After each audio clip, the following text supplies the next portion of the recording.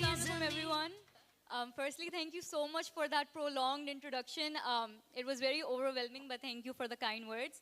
Assalamualaikum everyone. Welcome to WIPCon. How are you all? Okay, at least some voices came. How is it going for you? Okay, good to hear that as well. So, as Samad mentioned, that this segment we've been hearing a lot of brilliant speakers since the morning, and we've been hearing a lot of learning bites as well. But when we talk about this segment in specifically, so it's all about celebrating women from all walks of life, regardless of whatever cap they are wearing, because why? They all matter. And I really wanted to say something when, putting WIPCon together with PSTD's team, it's always a team effort. So there's something that I feel that we as women, there's a fire inside of us. The fire that nurtures families, the fire that builds businesses, the fire that leads teams. I can see such beautiful managers and leaders sitting right in front of me. And that fire keeps allowing us to show up.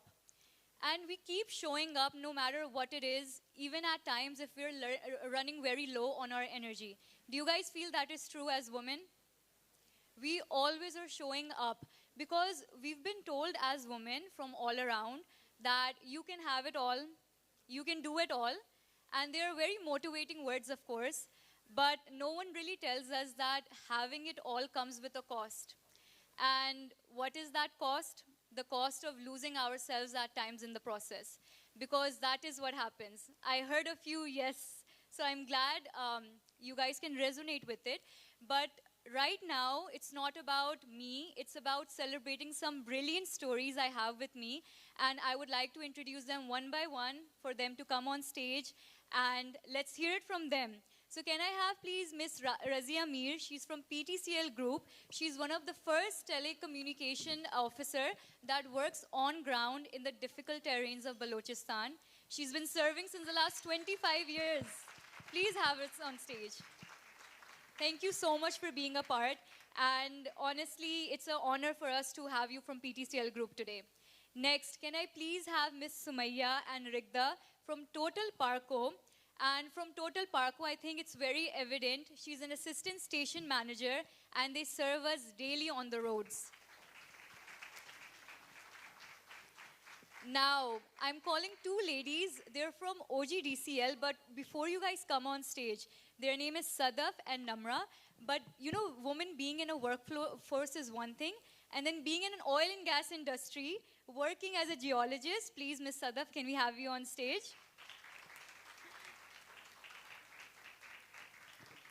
And Miss Namra, इनकी designation मुझे थोड़ा सा practice करने में थोड़ा time लगा था. So she's a data acquisition engineer, and the name is self-explanatory how difficult it may be. So please welcome. And last but not the least, we have a beautiful, beautiful story from Now PDP, and her name is Miss Mariam. Can she please join us on stage? And she's a computer trainer who has a hearing and speech impairment and is doing wonders in her field.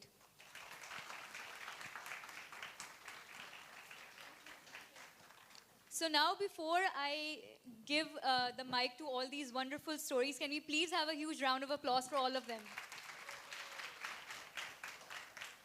And there's one video that if I can request the panel to play for Parco Gunver, which was formerly Total Parco. It's a video on bangles of strength, and I really want you all to watch it, and then let's continue. जानना न छन छन उठा के खाकर बना के रास्ता चली डगर पे घनना न घन घन गोर घटा पुरसूर हवा को उठा के सर पे गरज से अपनी कड़ी कलाई मोड़ रही है जहां की मुट्ठी घुमा घुमा के खड़ाक करती खोल रही है सरों की कुंडी सर भी उठाकर घर भी चलाकर शौहर बच्चों को भी रिझाकर हस्ती नाजुक ही रहनी है। अरे तुमने तो चूड़ियां पहनी हैं। अरे वाह, चूड़ियां पहनकर जिम्मेदारियां निभाती हो, बोझ भी उठाती हो, मजबूत नजर आती हो। मगर ये चूड़ियां तो कमजोरी की अलामत थी, है ना? चूड़ियां नहीं करती तुम्हें कमजोर, बल्कि मचाती हैं तुम्हारी हिम्मत का शोर। चूड़ियां पहनना कमजोरी की अलामत नहीं, बल्कि ऐसा सोचना खुद कमजोर सोच की निशानी है। ये चूड़ियां दर हकीकत खवातीन की हिम्मत का शोर हैं।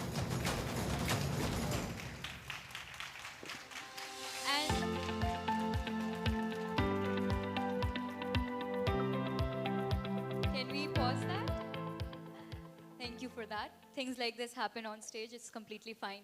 So now I would like to pose the same question to all of these amazing ladies over here. What motivated you to become the woman you are standing in front of all of us today? Can we start from you, Razia? All ears. Assalamu alaikum. When women enter into fields that are considered tough and are mostly male-dominated, many challenges are faced by them. For example, gender bias, lack of communication and networking, and the pressure to balance family and work lives. To overcome all these challenges, lots of motivation and support is needed. Throughout my journey, I received support from many different sources. During my early school years, my parents gave me a simple but powerful piece of advice. Always do your best. Whether it was reading, writing, or any task I undertook, they encouraged me to give it my all. With the encouragement from my parents and the appreciation that I received from my teachers, both these factors became the driving force during those early years, and I started realizing that nothing is impossible if I remain persistent and focused. I think the same passion led me to choose engineering as a career path, one that was not considered suitable for many around me, but I didn't let those opinions stop me because I wanted to do something different and achieve excellence. मुझे याद है कि initially जब जिस वक्त जो है ना हमारे बचपन में मैं अपने भाइयों को हेल्प करवाती थी उनकी राइटिंग में कि उनकी मैं राइटिंग इम्प्रूव करवाऊं, तो वो समटाइम्स जो है ना मैं उनको इतना बार बार वो करवाती थी उनसे रीडू कि समटाइम्स वो बहुत तंग आ जाते थे कि भाई इतना अच्छा तो कर लिया फिर भी आप जो है ना वो बार बार करवा रही हैं। तो इस तरह के मौके पे जो है ना मेरे फादर जो है ना वो शेर सुनाया करते थे जो मुझे अभी भी याद है। वो ये कहते थे कि है जुस्तजू के खूब से है खूब तर कहाँ, अब देखिए ठहरती है जाकर नज़र कहाँ। और ये वो अल्फाज हैं जो मुझे बहुत ज़्यादा एनर्जी देते थे, और ये जो मेरी जुस्तजू का सफ़र है इसको आगे बढ़ाने में भी आज भी वो अल्फाज जो है ना वो मुझे बहुत मदद देते हैं। Although my professional journey was quite challenging, there were people who didn't wanted me to rise, who tried to hold me back, and who were not willing to see me rise. But I didn't let their negativity define me. मेरी job, in my current job, I have to go out for field work, sometimes in very difficult and challenging areas where the landscape is very tough and the weather conditions are harsh, and sometimes there are security issues, and above all, being in a male-dominated environment, I had to work tirelessly to prove my worth, to earn respect, and don't let others point a finger towards me.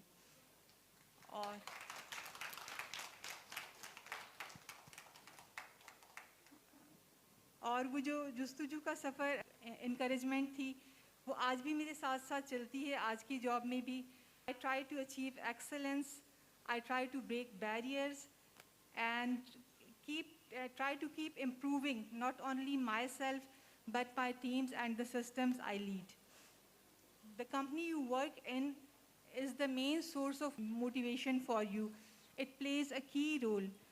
Working in a good company is a blessing for me, and it's an essential, not a bonus for everyone. In the end, I would like to wholeheartedly dedicate my all achievements to my mother. Without her unwavering support, it wouldn't have been possible to work in such a challenging job. And I am also grateful to my husband for the support and the trust he has shown in me.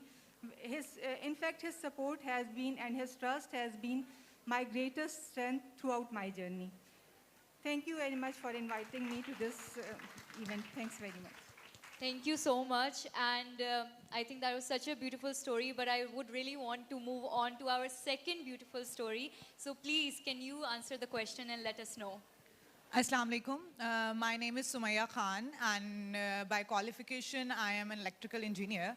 और अगर मेरी बात की जाए profession की तो मैंने अपना प्रोफेशन स्टार्ट किया था इन रियल स्टेट में. एज रियल स्टेट में काम करते करते बहुत आगे ग्रो करने के बाद मुझे लगा कि आजकल पाकिस्तान में इससे ज़्यादा अच्छी अपॉर्चुनिटीज़ हैं रियल स्टेट के अलावा. So I joined Total Parco which is now Parco Gunvor. So इसमें हम ज्वाइन करना और लड़की का एक स्टेशन पे खड़े होना हमारे यहाँ बड़ा टैबू समझा जाता है, जहाँ आप रोज़ बाइक्स गाड़ियाँ बहुत कुछ लेकर आते हैं और फ्यूल भरवाते हैं. वहाँ एक लड़की एज असिस्टेंट स्टेशन मैनेजर वहाँ मैनेज कर रही होती है. वो देख के लोगों का रिएक्शन इज़ वेरी डिफरेंट. लेकिन इस चीज़ को एक चैलेंजिंग रोल की तरह लेकर मैं अभी आगे बढ़ रही हूँ. और अगर मेरी अपनी पर्सनल लाइफ स्टोरी की बात की जाए तो during my job I got married and I got a daughter and then I got divorced in the age of 27. It's a very challenging time. अभी बहुत recently ये सब कुछ हुआ, but अगर मैं उस टाइम हार जाती, थक जाती, बैठ जाती, तो मैं आज यहाँ पे ना खड़ी होती.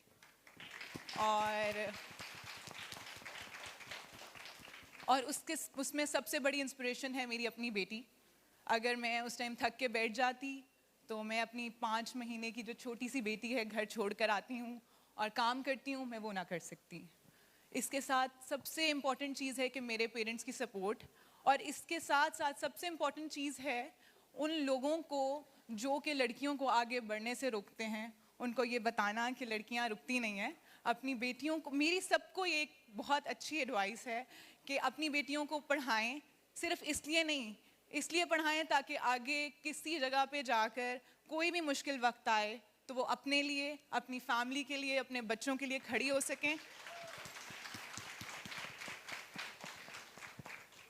और जहाँ तक कंपनी की बात है, कंपनी पार्को गनवर में आने के साथ साथ पार्को गनवर ने बहुत जगह लड़कियों को इस फील्ड में आगे लेकर आए हैं. क्या वो स्टेशन मैनेजर्स हों, असिस्टेंट स्टेशन मैनेजर्स हों, इवन मेरे साथ हमारी फिलर भी आई हैं जो कि पेट्रोल फिल करती हैं गाड़ियाँ और बाइक्स में. इस लेवल तक उन्होंने इनकरेज किया, हमें कॉन्फिडेंस दिया, हमें इधर काम करने का मोटिवेशन दी और बताया कि लड़कियां भी लड़कों के शाना बेशाना खड़ी हो सकती हैं. वो अपने बाप, भाई, शोहर सबका सहारा बन सकती हैं और वो अपनी औलाद को बहुत अच्छे तरीके से पाल सकती हैं. So please please please everyone अपनी बेटियों को बहुत अच्छा पढ़ाएं, उनको कॉन्फिडेंस दें और उनको आगे बढ़ने की लगन दें. Thank you so much. Thank you. Rigdha, I would really want, आप कुछ बोलना चाहेंगी, प्लीज़ ऐड ऑन करें, हम सुनना चाहते हैं. अस्सलाम.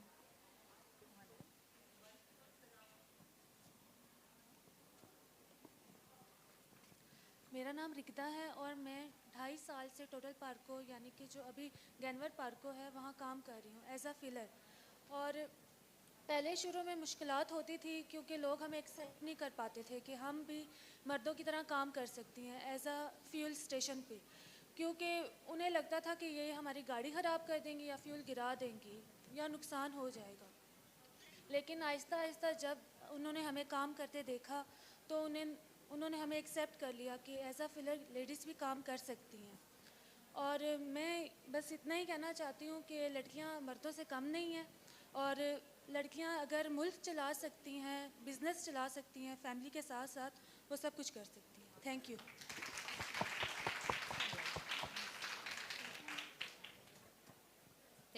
Thank you so much. And yes, Miss Sadaf, please. जी, अस्सलाम वालेकुम. मेरी एक छोटी सी स्टोरी है। जब मैं छोटी थी तो हमने फैमिली हम लोग पहाड़ों पे जाते थे, हम लोग सी व्यू पे जाते थे। तो मेरी कज़न्स जो हैं वो अपने खेल में मगन रहती थी और मैं जो थी वो पहाड़ों पे चढ़ के छोटे से स्टोन्स वगैरह या सी साइड पे स्टोन्स मैं इकट्ठे करती थी। तो उसी से मुझे शौक़ चढ़ा और जब बड़े हुए तो अर्थ साइंसेस की तरफ ध्यान गया। अर्थ साइंसेस में मुझे जियोलॉजी का पता चला। जियोलॉजी पढ़ते पढ़ते हार्ड रॉक्स छोड़ गई और सॉफ्ट रॉक्स में आ गई। तो जियोलॉजिस्ट तो नहीं बन सकी पर जियोलॉजिस्ट बन गई। तो अब OGDCL में लास्ट 18 ईयर्स से I am working as a geologist. हम लोगों ने फील्ड्स में भी हम गए हैं, हम लोग वेल पॉइंट्स भी लगाते हैं। और स्टार्ट में तो यही होता है कि आप ये समझते हैं कि नहीं आप सब कुछ कर सकते हो, आप फैमिली भी कर सकते हो, आप मैनेज कर सकते हो अपने ऑफिस को और अपने घर को, लेकिन बहुत मुश्किल। मैं इनिशियली मैं खुद ही एक ट्रायंगल में फंस गई थी, डे केयर विद ऑफिस और घर। मेरा अपना जो था ना मी टाइम वो ख़त्म हो गया था। तो जियोलॉजी हमें एक चीज़ पढ़ाती है कि लेयर्स होते हैं और लेयर्स जो हैं वो सपोर्ट होते हैं और फॉर्मेशंस जो हैं वो एक दूसरे के साथ जुड़े हुए होते हैं। तो फिर मुझे थोड़ा सा ध्यान हुआ कि क्यों ना फैमिली सपोर्ट ली जाए। मैंने हस्बैंड की सपोर्ट ली, मैंने अपनी मदर की सपोर्ट ली एंड थैंक्स फॉर देम कि माशाल्लाह से उन्होंने मुझे बहुत ज़्यादा सपोर्ट किया। मेरे बच्चों ने अपना बचपन नहीं देखा बिकॉज ऑफ मी और वो बहुत जल्दी बड़े हो गए। उन्होंने बहुत जल्दी अपनी रिस्पॉन्सिबिलिटी संभाली और क्योंकि मेरे पास उतना टाइम नहीं था कि मैं उनके बचपन के साथ उनके साथ मैं खेल सकी। थोड़ा सा कैरियर फोकस किया, लेकिन वो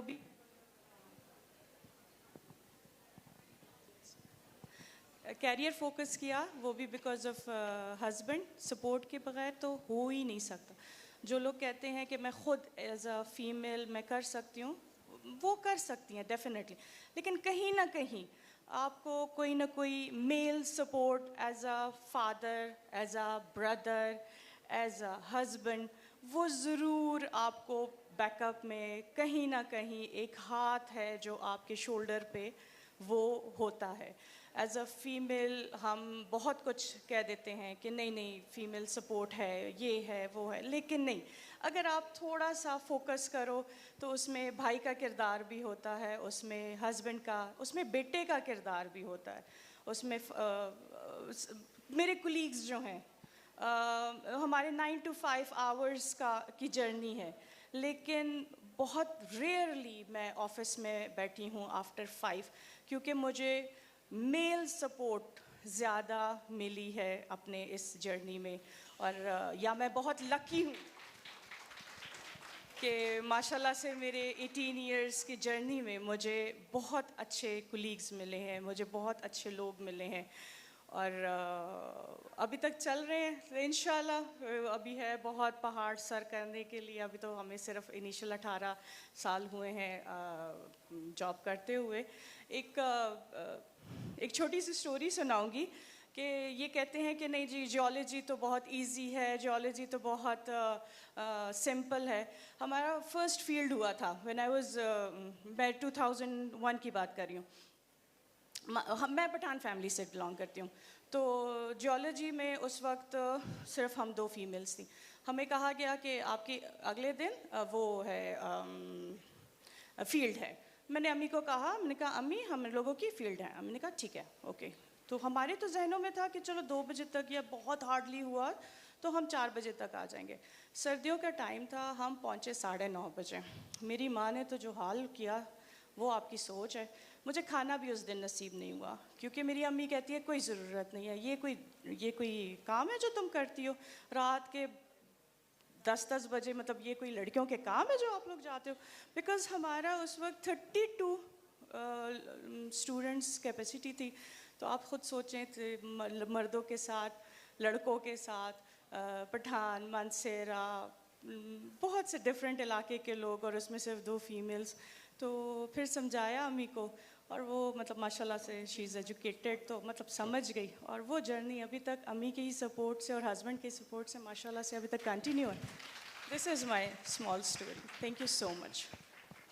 May I intervene? Do I have just 30 seconds? Sorry, for this is not planned. I just want to throw a word for these stories. That word is respect. Can you repeat with me? Respect. When I say 1, 2, 3, call respect. 1, 2, 3. Respect. Piche say 1, 2, 3. Respect. Why we are talking about respect?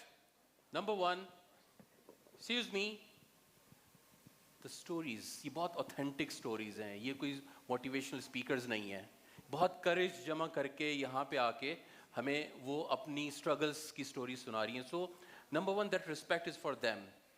Number two, जब हम बातें कर रहे हैं तो हमारे इर्द गिर्द के बहुत सारे लोग हैं जो इनको सुनना चाहते हैं. We are interrupting, so we need to respect those people who want to listen. And number three, most importantly, we need to respect our own self, because we have dedicated our time, and if we just lose this conversation, we are not respecting ourselves. So respect them, respect your fellows, respect yourself. Thank you very much. Sorry for interruption. Thank you so much. And honestly, just as Samad said, in sabka yahan hona hi hamare liye kafi hai, and the courage that they're sharing their story, I think they deserve a huge round of applause once again, please. And last but not the least, the last two stories, please. If Miss Namra, you can come and you can share your story with us. Okay. Hello. How are you all? All good? अच्छा, I would start कि मैं कोयटा से belong करती हूँ, ठीक है? And मैं शुरू से बिजली की तारे, electric bulb और plugs, I was a daddy girl. तो मैं उन सब चीज़ों के साथ रहती थी. तो कोयटा में जब ब्यूटम्स यूनिवर्सिटी स्टार्ट हुई, तो उसमें इलेक्ट्रॉनिक्स इंजीनियरिंग की जब फैकल्टी स्टार्ट हुई, तो वहाँ पे 55 बॉयज़ थे and I was the only female who wanted to be an engineer. I wanted to do something different. मैं कहती थी यार ये डॉक्टर ये सारी इतनी ज़्यादा है and I am the ये क्या है मतलब कोई इंजीनियर लड़की नहीं होगी कभी भी. तो then I jumped in. उसके बाद 2015 में God was kind और OGDCL में I was appointed as the first female data acquisition engineer. There is no female in the history of OGDCL. Still there is no one. And I'm the only data acquisition engineer. And I'm enjoying it क्योंकि मैं कहती हूँ कि एक औरत की success में भी बहुत सारे जेनरस मर्दों का हाथ होता है जो उसको आगे आने देते हैं. And they don't stop you. They just make you keep on improving. और मैं आपके साथ एक छोटा सा वाक़या शेयर करूँगी जिससे मैंने कहा कि अब क्या लाइक मैं कोयटा से आई, my family was there, I was all alone here. तो वो सारे एक तो मेल प्रोफेशन सब कुछ मुझे फील्ड जाना था टू लर्न माई इक्विपमेंट क्योंकि मेरा काम ही मेरे जियो फिजिकल इक्विपमेंट का था. मैं उसको ऑफिस से बैठ के तो नहीं देख सकती. तो आ फील्ड वॉज प्लान्ड कोहाट में KPK में हमारा प्रोजेक्ट लगा हुआ था गुरगलोट 3D का. तो वहाँ मुझे ले गए और वहाँ पे भी आप वही कह लें कि फर्स्ट फीमेल सब वो एक एक्स्ट्रा वो हो गया था.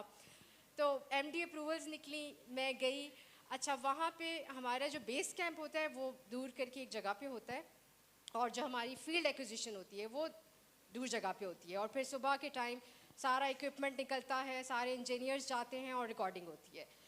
तो मैं जब बेस कैंप में गई तो अब बेस कैंप में मैं जब आई, जब मैंने देखा कि ये 50-60 सारे मर्द हैं, these creatures and I am only here and now बस यही सीन है. और वहाँ पे जो रूम्स होते हैं वो आपके ट्रेलर्स होते हैं, कंटेनर्स होते हैं, उनको रूम्स बनाया हुआ होता है, उनके नीचे टायर्स होते हैं. तो अच्छा मुझे एक उन्होंने अपने तौर पे एक अच्छा रूम दे दिया सेफ़ एंड साउंड वाला कि भाई इसमें मैडम रहें. अब जब सुबह नाश्ते का टाइम आया तो आई वॉज वेटिंग कि ये सारे मर्द हजरात निकल जाए रिकॉर्डर पे तो मैं नाश्ता करने जाऊँ because I was hesitant, I was young. उस टाइम इतना कॉन्फिडेंस नहीं था. तो उसके जो फील्ड का हेड होता है उसको कहते हैं पार्टी चीफ. तो पार्टी चीफ साहब ने कहा कि जब सारे नाश्ता करके चले जाएंगे तो अकेले एक मेरे बैच फेलो की, क्योंकि हम 8 थे उसमें 7 लड़के थे और एक मैं लड़की रिक्रूट हुई थी. तो उन्होंने कहा कि इसके साथ मेस में आप बैठ जाना और कुक इसको सर्व कर देगा और उसके बाद क्योंकि आवाम कम होगी तो आप इसको सारा इक्विपमेंट दिखा लेना. अब चले वो तो सारा सीन हो गया. अब जो वहाँ पे रेस्ट रूम्स होते हैं वो 70 मीटर 100 मीटर की दूरी पे होते हैं, सीमेंटेड बने हुए होते हैं. अब मैं सोचूं कि यार सब तो हो गया, मैं वहाँ कैसे जाऊँ. अच्छा अब रात को मैंने 1:30 बजे तक वेट किया कि let all the creatures sleep and then I will go out. तो अब उसमें जब आप दरवाज़ा भी खोलते हैं तो हिलते हैं कंटेनर्स टेलर्स, नेक्स्ट वाले को पता चलता है कि दरवाज़ा खुला है या नहीं खुला है. मैंने स्लोली खोला क्योंकि मेरे साथ नेक्स्ट जो था वो जनरल मैनेजर का रूम था. अच्छा मैंने खोला, मैं आहिस्ता आहिस्ता स्टेयर उतरी और मैं उतरते गई, मैंने वहाँ देखा कि इतना दूर वॉशरूम है ना, मैंने कहा चलो लेट्स डू इट। अब मैंने जब देखा ना कि यार खुला आसमान है, सितारे हैं, चांद है, नीचे मैं हूँ और सारा इक्विपमेंट खड़ा है, इक्विपमेंट बहुत खूबसूरत लग रहा था, इट्स वेरी ब्यूटीफुल इक्विपमेंट, आपको साइज़ से प्यार हो जाता है। तो देन आई स्टार्टेड वॉकिंग और फिर मैंने वहाँ खड़े होकर सोचा कि Namra, mail is not the worst thing that can happen, supernatural भी हो सकता है कुछ, तो प्लीज़ ये कुछ भी नहीं है, go on with your journey. And that day I just decided कि I am not backing off, I am not shifting to any other section, I am not backing off. Thank you all. Thank you so much. And for our last story, I would actually really request the beautiful interpreter who has been tirelessly interpreting every session. Can we please get a round of applause for them? And I would really like for you to come in the front and narrate the beautiful story of Mariam. Mariam, please. So Mariam is not able to hear and she's not able to speak, but she can really see the smile on your faces and the claps. So especially for Mariam, she can see the energy.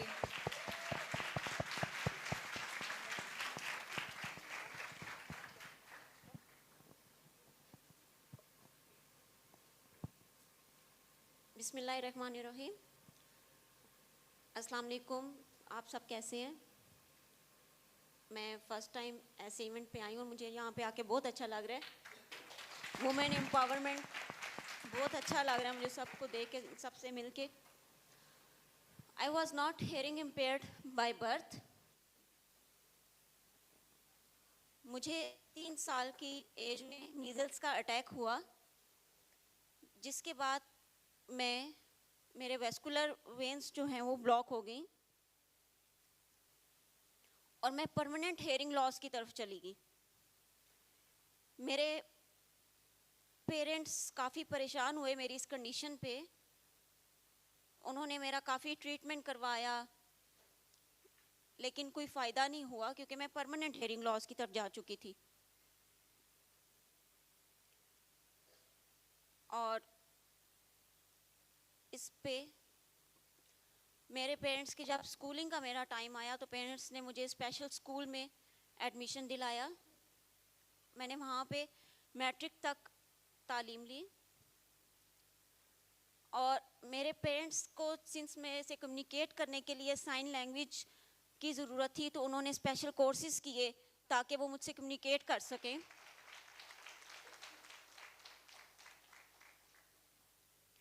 मैं 9th class में थी जब मेरे father की death हुई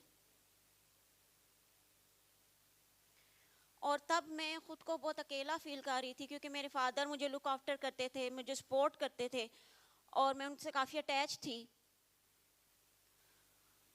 लेकिन मैंने हिम्मत नहीं हारी, मैंने ख़ुद को संभाला, मैंने मैट्रिक कंप्लीट किया और उसके बाद सब मुझे कहते थे, फैमिली में सब लोग कहते थे कि तुम मैट्रिक तुम्हारे लिए इनफ है, तुम सुन बोल नहीं सकती, तुमने आगे क्यों पढ़ना है। लेकिन मुझे शौक था कि मैंने पढ़ना है, मैंने एक मुकाम पे पहुंचना है। यही मेरी मोटिवेशन थी कि मैं हियरिंग इम्पेयर्ड हूँ तो मैं किसी से कम नहीं होना चाहती थी, मैं पीछे नहीं रहना चाहती थी। और फिर उस टाइम पे जो एजुकेशन थी वो सिर्फ मैट्रिक तक थी और कोई बोर्ड एफिलिएट नहीं हुआ था उस स्पेशल स्कूल के साथ। तो मैंने 2-3 साल तक जो है वो गैप आ गया मेरी स्टडीज़ में, इस सारा प्रोसेस कंप्लीट होने में। फिर मैंने इंटर कंप्लीट किया और सेम जो है चैलेंज मुझे बैचलर्स के टाइम भी फेस करना पड़ा और उस टाइम 4 से 5 साल का गैप आ गया मेरी स्टडीज़ में।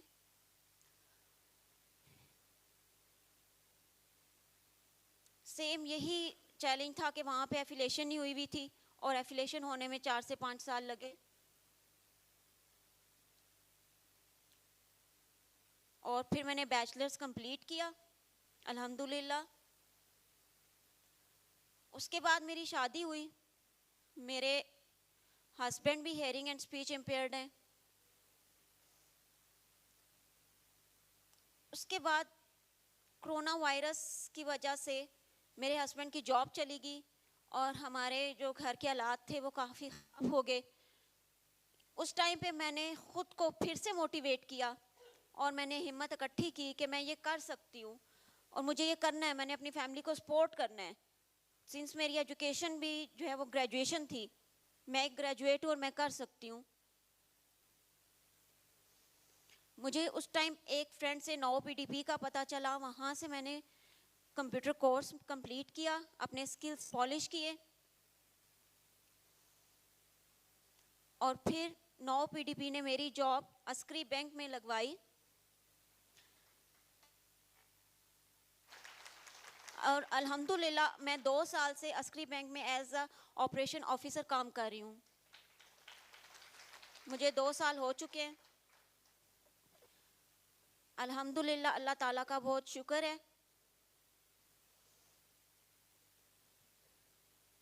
आप सबसे मेरी ये रिक्वेस्ट है कि जो PWDs होते हैं, पर्सन विद डिसेबिलिटीज़, आप लोग उनको लाजमी सपोर्ट करें। आपको जहाँ भी अपने कम्युनिटी पर, अपने सर्कल में हैं, उनको सपोर्ट लाजमी करें, क्योंकि वो लोग, उनको सपोर्ट चाहिए होती है।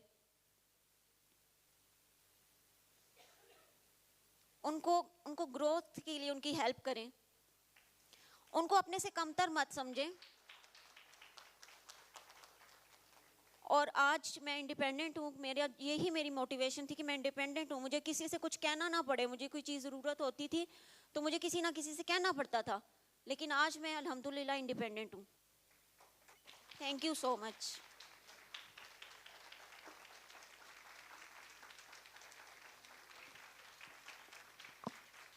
One thing while I conclude this segment is,